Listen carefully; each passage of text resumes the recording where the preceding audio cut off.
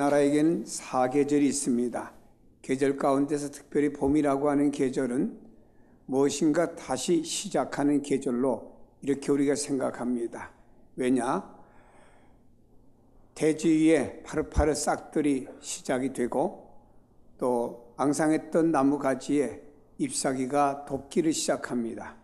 그런가 하면 봄이 되면 3월 달에 아이들은 초등학교 혹은 중학교, 고등학교, 대학들을 입학하는 계절이 되기도 합니다. 이러다 보니 봄이라는 계절은 모든 것을 다시 시작하는 계절로 이렇게 우리는 맞이하고 있습니다. 지난주에도 말씀을 드렸습니다마는 엠마오로 내려가는 2명의 제자가 주님이 십자가에 못 박으신 것을 알고 내려갈 때 무거운 발걸음으로 내려갔습니다. 주님을 만났고 엠마오에서 주님께서 띄워주는 떡을 먹으면서 부활하신 주님을 만났습니다. 저들은 다시 예루살렘으로 올라오는 발걸음은 단숨에 올라오게 되었고 그 발걸음 엄청나게 힘있는 발걸음으로 다시 예루살렘으로 올라오게 되었습니다. 그리고 다른 제자들에게 부활하신 예수님을 우리가 만났다고 고백하는 장면을 성경은 소개하고 있습니다. 여기에 엠마오로 내려갔던 2명의 제자들은 다시 무엇인가 시작되어지는, 주님께서 자신들을 불렀을 때 복음을 전파하라고 하는 이런 사람들을 불렀건만 주님의 십자가에서 저들은 실망하면서 엠마오로 내려갔다가 다시 주님을 만나며 올라오는 다시 시작의 기회가 되었다고 볼 수가 있습니다.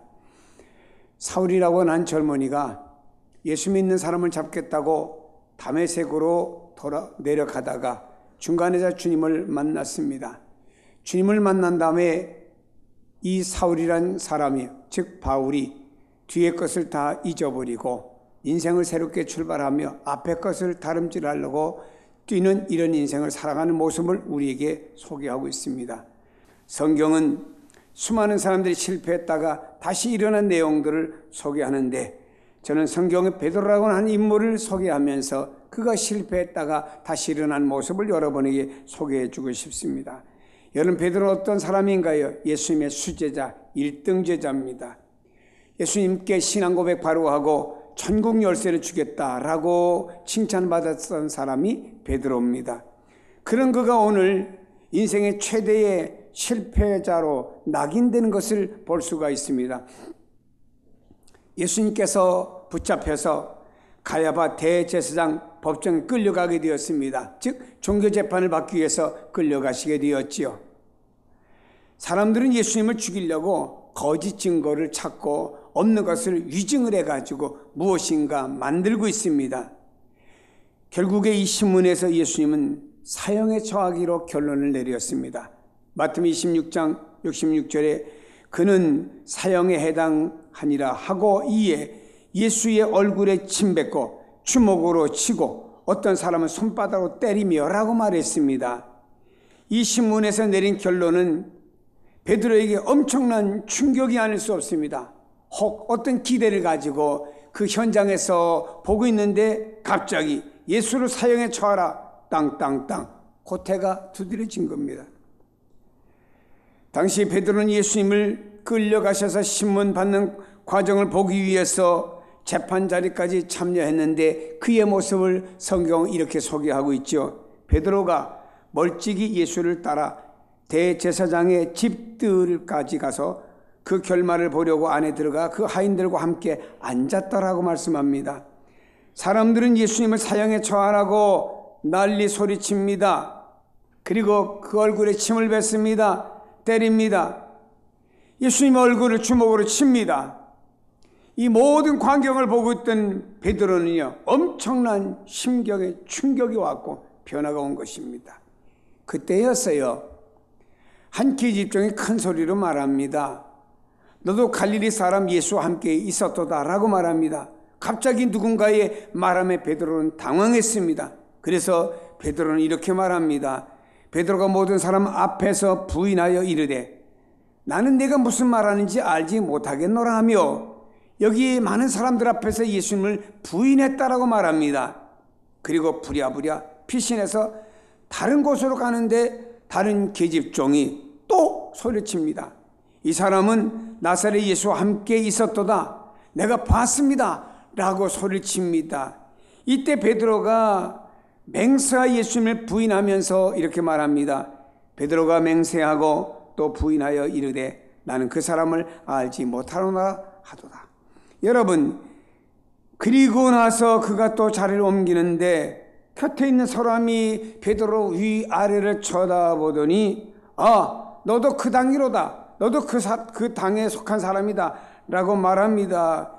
여러분, 이렇게 되니까는 그는 말합니다. 난 그 사람 알지도 못해 라고 하면서 그가 74절에 그가 저주하여 맹세하여 이르되 난 그 사람을 알지 못하노라 하니 곧 닭이 울더라 라고 말씀합니다.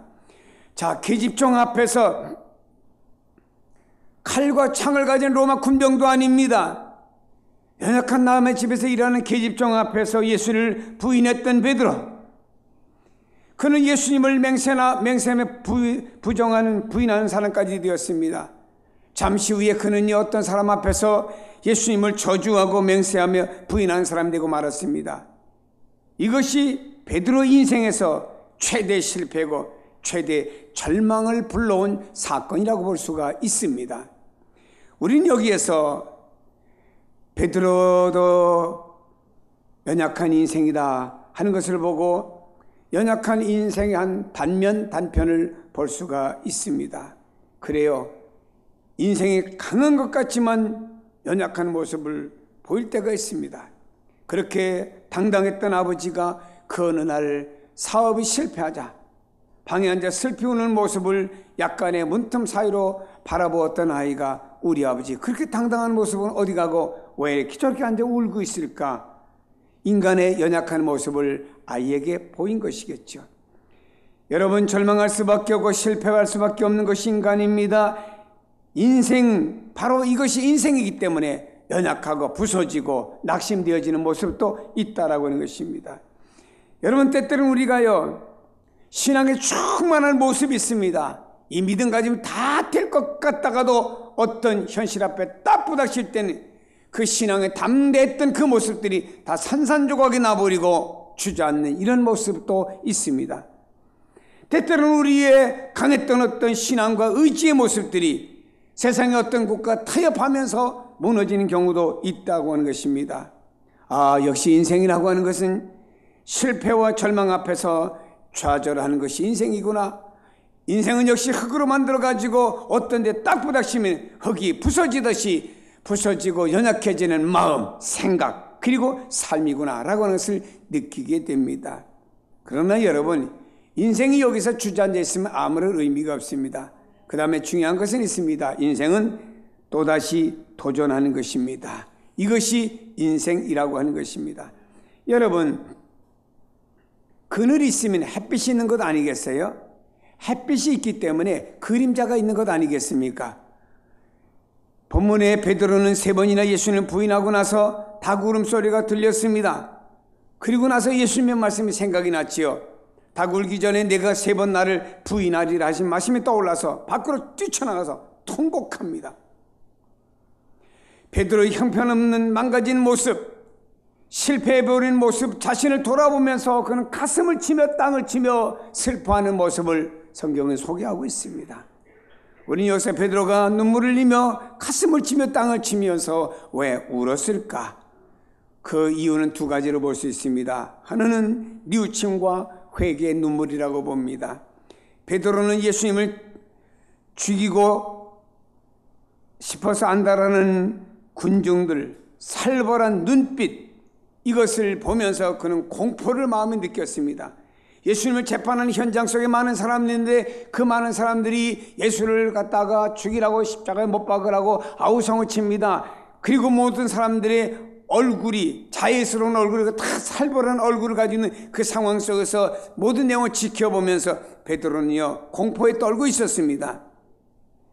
여러분, 예수님 곁에 있다 자기 자신도 예수님처럼 어떤 해를 당할까 하는 두려운 마음을 가지고도 있었습니다. 그러다 보니까 자동적으로 이렇게 위축된 자기 누가 탁 건드렸습니다. 예수님 모른다고 부인하고 맹세하고 저주까지 하는 잘못을 범하게 된 것입니다. 그러다가 예수님께서 하신 말씀이 떠올랐습니다. 닭 울기 전에 내가 나를 3번 부인하리라 하는 말씀이 딱 떠올랐습니다. 그래서 그는요 밖에 나가서 가슴을 치며 눈물을 흘리고 있습니다. 여러분, 더 이상 그 자리에 있을 수가 없습니다. 견딜 수가 없습니다. 얼마나 눈물이 폭포수같이 쏟아지는지 견딜 수가 없어요. 그 자리를 뛰쳐나온 겁니다. 자기 자신의 죄를 깨닫는 순간에 눈물이 하염없이 쏟아지기 시작합니다. 성 어거스틴이라는 사람이 주님을 깊이 영적으로 만난 다음에 자기 자신의 죄가 떠올랐습니다. 앉으면 웁니다. 길 가다도 웁니다. 얼마나 울었는지 한 역사가는 말합니다. 어거스틴은 눈물이 진부를 정도로 그렇게 회개의 눈물을 흘렸답니다. 여러분, 베드로는 어떤 사람인가? 예수와 함께 죽으면 죽으리다. 다른 사람들 다 주님을 버릴는지 몰라도 나 베드로는 절대로 주님을 버리지 않겠습니다라고 호언장담했던 이 베드로가 부인하는 정도가 아닙니다. 맹세한 정도가 아닙니다. 예수님은 저주까지 했으니 이런 경우가 어디 있습니까? 그러다 주님의 말씀이 떠올랐습니다. 내가 다 굴기 전에 나를 3번 부인하리라. 그 말씀이 떠오르는 순간에 견딜 수 없어서 그 자리를 박차고 뛰어나가서 통곡하면서 가슴을 치며 자기 자신의 부족함과 연약함을 그가 기도하면서 그가 회개의 마음을 갖는 이런 마음. 그래서 어떤 신학자는 말하길 베드로 이런 눈물이 어떤 눈물인가? 회개의 눈물이다라고 말하고 있습니다. 두 번째로는요, 베드로의 눈물은 자포자기의 눈물이지요. 베드로의 눈물은 자기 자신의 죄를 뉘우쳤습니다. 그러나 그 눈물 속에는 모든 것을 자포자기한 베드로의 모습이 여실히 나타나고 있음을 보여주고 있습니다. 어떻게 생각할 수 있는 까닭은 베드로가 어떻게 이런 생각을 하냐? 베드로가요, 바로 그물을 들고는 고기 잡으러 가는 사건을 보면 알 수가 있습니다. 내용을 했습니다. 예수님 십자가에 못 박혀 돌아가셨습니다. 제자들은 공포에 떨고 있습니다. 문을 다 잠그고 있습니다. 그 가운데 부활하신 주님이 나타나셔서 너에게 평안이 있을지어다라고 축복해 주셨죠. 제자들은요, 그 주님의 손과 옆구리를 바라보면서요, 기뻐했다고 말씀했습니다. 그리고 난 다음에 또 일주일이 지났습니다. 이제는 도마까지 있는 11명의 제자가 있는 앞에서 도마가 이렇게 다른 제자들이 주님을 만났다고 했을 때 이렇게 말했습니다. 죽은 사람이 어떻게 살아나느냐? 만약 예수님 살아나셨으면 십자가에 못 박힌 손과 옆구리에 창 박힌 그 옆구리를 내가 손가락 넣어보면 믿어도 그렇지 않으면 믿지 못해. 부정적인 불신의 얘기를 했습니다. 한 주간 후에 부활하신 주님은 나타나셔서 도마에게 이리 와서 내 옆구리 손가락 넣어보고 내 손 만져봐라 라고 말씀했지. 이러면서 주님의 제자들은 부활하신 주님을 만난 다음에 다 기뻐하고 즐거워하고 좋아했습니다. 그렇다고 하면은 부활하신 예수님을 2번이나 만난 베드로가 변해야 될 것 아닙니까? 근데 성경에는요, 베드로의 변한 모습을 찾아볼 수 없습니다. 오히려 엉뚱한 길로 가요. 요한복음 21장에 보면요, 여러 제자들이 모였는 데서 갑자기 베드로가 뻘떡 일어나더니 나는 고기 잡으러 가노라. 나 고기 잡으러 갈 거야 라고 말했습니다. 여러분, 주님의 부활을 2번씩이나 목격한 사람이게 할 말입니까? 분명히 주님께서는 말이에요, 도마에게 내 손 만져보고 옆구리에 손가락 넣어보라고 말씀하신 그 말씀까지 다 들었고 넣었으면 넣을 수도 있는 그런 위치, 그 상황이었었는데 이걸 다 보고 난 사람이 뭐라고 말합니까? 나는 고기 잡으러 가겠다. 그랬을 때 함께 있던 주님의 제자들은 뭐라고 말했습니까? 베드로가 나는 고기 잡으러 가겠다라고 말하니까 다른 제자들도 이렇게 말합니다. 나도 고기 잡으러 가겠다. 거기 도마도 있었습니다. 여러분, 나도 고기 잡으러 가겠다고 말했습니다. 참 부정적이고 불신앙적인 것은 전염이 좀 빨리 잘 되고 있는 것 같아요. 인간의 합리적인 어떤 내용들은 너무나 전염이 잘 되는 것 같아요. 여러분, 그 이스라엘 그 땅, 가나안 땅을 탐지하고 왔던 이스라엘 백성들이 중에서 10지파 대표가 부정적인 보고를 했을 때 다른 모든 이스라엘 백성들이 다 전염이 돼가지고 땅을 치며 통곡하며 부정적인 얘기를 합니다. 나쁜 것은요, 나쁘게 선동하는 건 참 전염이 빨리 되는 것 같습니다. 베드로가 나는 고기 잡으러 가겠다 하니까 다른 제자들을 덩달아서 나도 고기 잡으러 갈 거야. 거기 주님의 부활을 목격했던 모든 제자들이 한결같이 나도 고기 잡으러 가겠다. 다 선동되어 일어나기 시작했습니다. 왜 이런 행동을 베드로가 했을까요? 부활하신 예수님을 만났으면 기뻐해야 될 것 아닙니까? 모두 기뻐했습니다, 여러분. 감격하고 가슴에 벅차했습니다. 그럼에도 불구하고 제자들이 고기 잡으러 가겠다고 그들은 갈릴리 호수로 나갔습니다. 그것은요, 자포자기에 빠졌다라고 하는 것을 여실히 우리에게 보여주고 있는 내용입니다. 제자들은 얼굴을 들고 예수님을 별 먹먹이 없었습니다. 나 같은 놈이 무슨 주님의 수제자가 될 수가 있을까? 예수님을 향해서 저주를 퍼붓고 맹세까지 부인했던 내가 어떻게 주님을 배울 수가 있단 말인가? 할 수 없어. 난 주님의 제자가 될 수가 없어 라고 하는 생각을 가지고 말입니다. 그물을 메고 갈릴리 호수로 나가게 되는 터덜터덜 나가는 베드로의 모습을 볼 수가 있습니다. 인생은 햇볕만 다가오지 않습니다. 그늘이 다가옵니다. 어둠도 있습니다. 때로는 절망하지 않을 수 없고 자포자기하지 않을 수 없는 일들이 우리에게 다가오고 있습니다. 하지만 성도의 인생은요, 끝까지 도전하고 또 도전하는 삶을 살아가야 될 줄로 믿습니다. 여러분, 도전하다 보면 언젠가는 성공의 길에 도달할 때가 있습니다. 왜냐하면 나를 도우시는 주님이 계시기 때문인 줄로 믿습니다.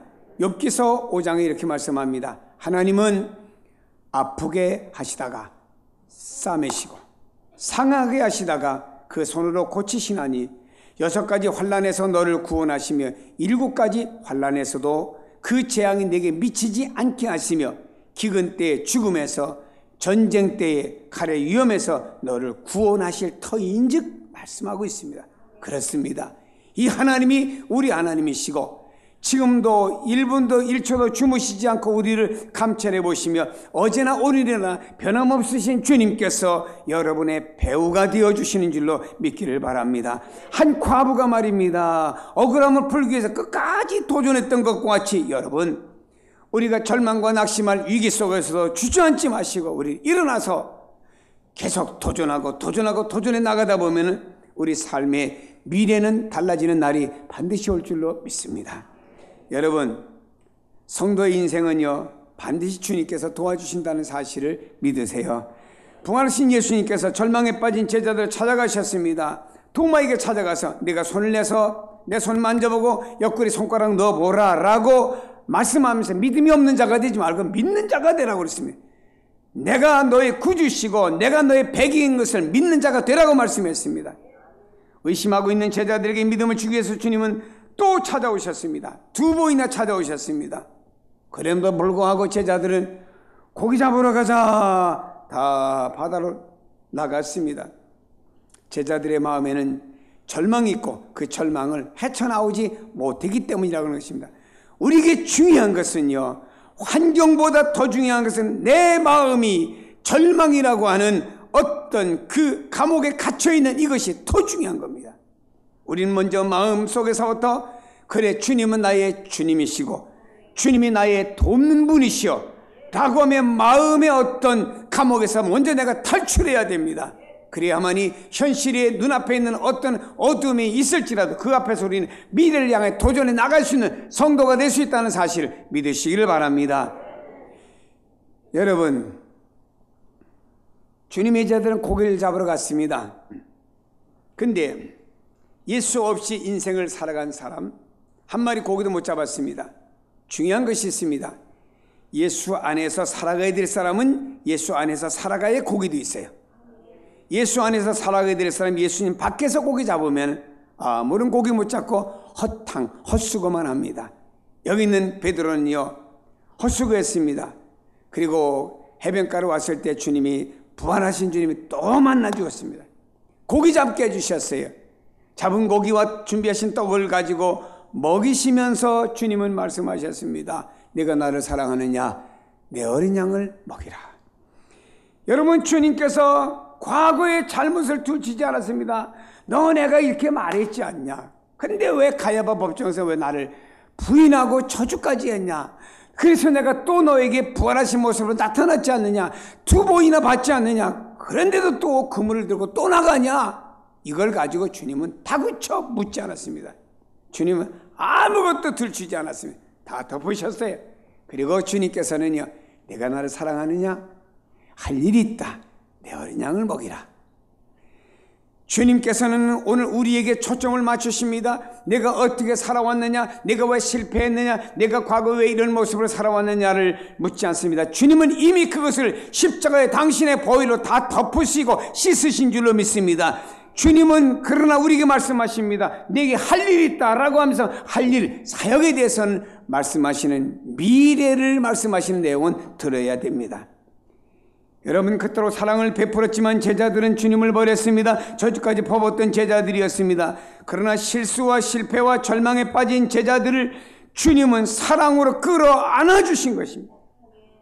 드디어 제자들이 부활하신 주님을 3번 만나고서야만이 새로운 인생의 길에 서게 된 것입니다. 만일 이때도 제자들이 절망에 세어나지 못했다고 하면 주님은 계속해서 아마 그를 방문했을 것입니다. 4번, 5번 계속 방문했을 것입니다. 여러분, 주님께서는 내가 도전에 성공할 때까지 찾아오시고 또 나를 격려하시고 나를 인도하시고 나를 도우시는 주님이시로 믿으시길 바랍니다. 내가 주님을 선택하고 내가 주님을 붙잡은 것이 아닙니다. 주님이 세상에 많은 사람들이 있지만 그 가운데서 나를 예정하셨고 선택하셨고 나를 주님이 붙들어 세워주셨고 성경은 주님 말씀하십니다. 나를 실어버리는 일이 없을 것이다. 여러분, 억울함을 당했던 과부가 불의한 재판관을 끝까지 찾아가는데 그리고 그 도전에 성공한 것처럼 우리 하나님 앞에 절망의 상황 속에 당장 손에 잡히는 것도 없고 기도의 응답이 없어도 주저앉지 마시고 계속 하나님 앞에 부르짖고 기도하며 도전하며 나갈 때 하나님의 역사는 일어납니다. 주님께서 절망에 빠진 나를 지금도 찾아오셔서 나에게 말씀하십니다. 믿음으로 도전하라. 주님이 우리에게 말씀하는 건 믿음으로 도전하라. 경험으로 도전하고 세상의 어느 곳에 가서 도전하는 것이 아니고 믿음으로 도전하라고 말씀하고 있습니다. 한 여인은 말입니다. 주님 앞에 나와서 도전했는데 주님께서 그의 인격에 멸시를 줍니다. 자녀의 떡을 취하여 개들에게 주는 것이 마땅치 않다라고 인격에 모멸감을 주었고 많은 사람들의 시선이 그 여인을 향해 쫙 쏠리게 되었습니다. 이때 사랑이 많으신 예수님, 인격적인 예수님이 나를 개 취급해? 이거는 아니지. 주님 관두세요. 어차피 한번 가는 인생 이렇게 살다 갈 겁니다 하고 발걸음을 되돌리지 않았습니다. 주여, 당신의 말씀은 옳습니다. 개들도 제 주인의 상에서 떨어지는 부스러기를 먹고 삽니다. 부스러기 은혜만 주셔도 됩니다. 끝까지 도전한 이 여인은요, 낫게 된 거예요. 가정의 자녀의 문제 해결된 것입니다. 사랑하는 여러분이요, 우리는요, 어떤 절망이나 낭망이나 현실의 아픔 가운데 주저앉지 마시고 도전하시길 바랍니다. 왜냐? 우리에게 주님이 계시기 때문인 줄로 믿습니다. 우리 주님이 안 계신다면 깊은 절망을 이겨낼 수 없을 것입니다. 그러나 우리에게 살아계시고 지금도 역사하시고 내 손을 붙잡고 계시는 주님, 성경 말씀합니다. 하나님 내 우편에서 그늘이 되어주신다. 나는 움직일지라도 주님은 같이 움직이면서 내 우편에서 나의 그늘이 되어주십니다. 내가 10발자국 하면 10발자국 가면서 주님이 그늘이 되어주시고 내가 뛰어가면 가운데 주님도 함께 뛰시면서 내게 그늘이 되어주신다라고 말씀하고 있습니다. 여러분, 그 주님께서 여러분의 손을 붙잡고 계십니다. 그 주님 끈질기게 기도하면서 나가세요. 믿음은 여러분 절망을 헤쳐나가는 도구가 될 수도 있습니다. 아무리 우리는요 세상이 절망과 그늘이 있을지라 절대로 절망하지 마시고요. 여러분, 우리는 주님을 붙잡고 나갈 때 우리의 절망들이 변해서 절망의 그늘이 변해서 다 물러가고 태양이 확 비친 것처럼 그 하나님의 은혜가 내 영혼과 내 삶에 확 비춰주는 그날이 반드시 있습니다. 요한계시록 2장에 말씀합니다.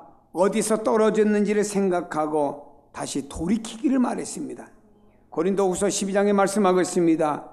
내 능력이 약한 데서 온전해집니다. 내가 약하지만 오히려 주님의 능력이 내게 임하여 나를 온전하게 만들어 주신다고 약속을 했습니다.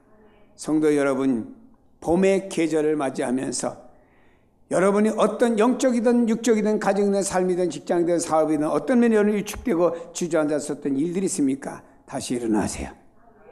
또 걸으세요. 뛰세요. 그냥이 아닙니다. 주님만 바라보고 주님 손잡고 나가면은 주님께서 여러분의 삶의 미래를 계획하신 대로 인도하시는 그날이 반드시 있을 줄로 믿습니다.